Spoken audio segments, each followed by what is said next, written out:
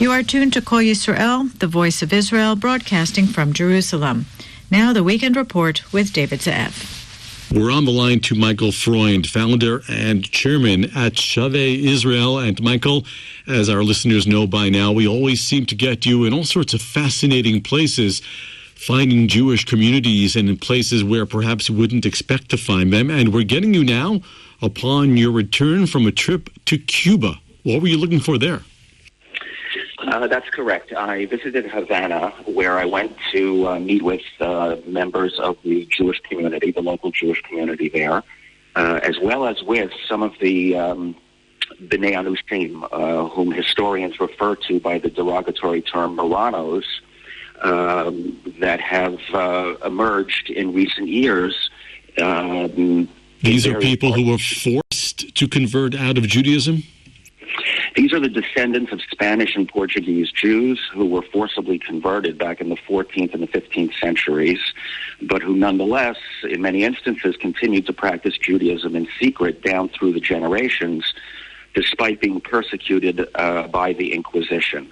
We know from the historical record, for example, that the Inquisition was active in Cuba into the 18th century, meaning as many as almost 300 years after the expulsion of Spanish Jewry in 1492, the Inquisition was still prosecuting people in Cuba who were suspected of secretly practicing Judaism. How large is the Jewish community all told in Cuba, in Havana, wherever?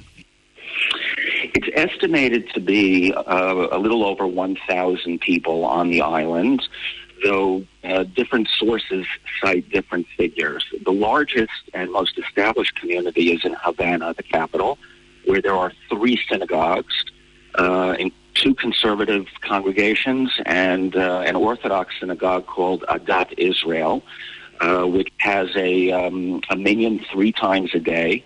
And the community is mostly on the older side. The overwhelming majority of Cuban Jewry left shortly after the communist revolution in 1959.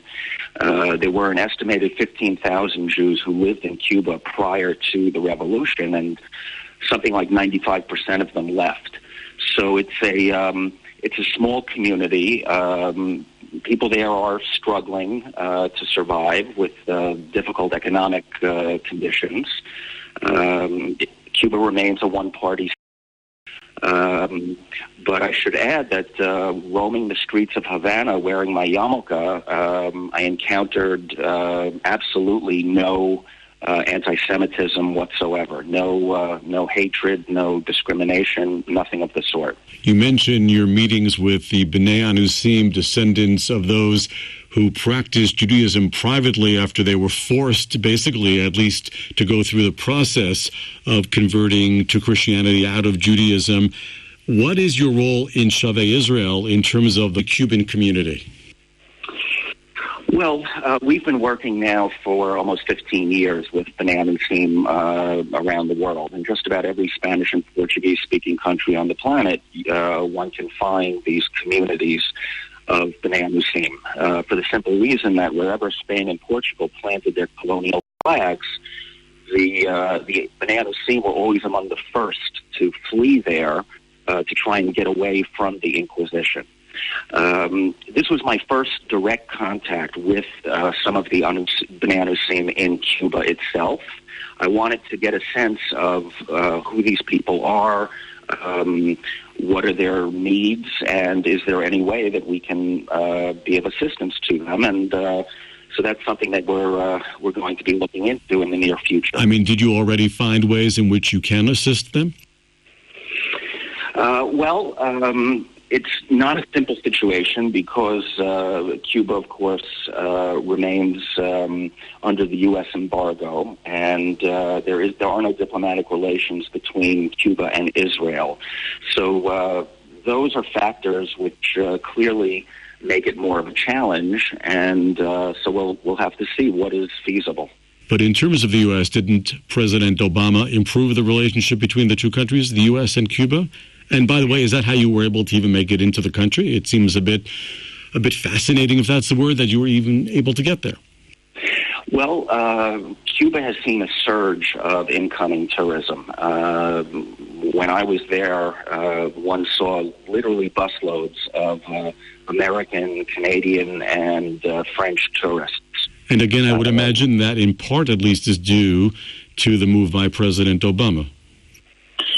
I would assume that played a role, yes, and that Cuba, of course, is so close to Florida, and yet in many ways it's so far away in terms of the political system that exists there, the lack of basic civic freedoms. And your ability, Michael, to make the trip, how did that work out? Well, again, there's been a surge in tourism there, and a growing number of Israelis are visiting the island. Under American law, there are various exceptions which enable American citizens to visit there for very specific purposes. There's no doubt that Cuba is a country that's going to be undergoing a great deal of change in the coming years. As more foreigners visit and make their mark there, I have no doubt that the country is going to head towards a brighter future. Michael Freund, founder and chairman at Shavei Israel, thank you very much for your time. Thanks.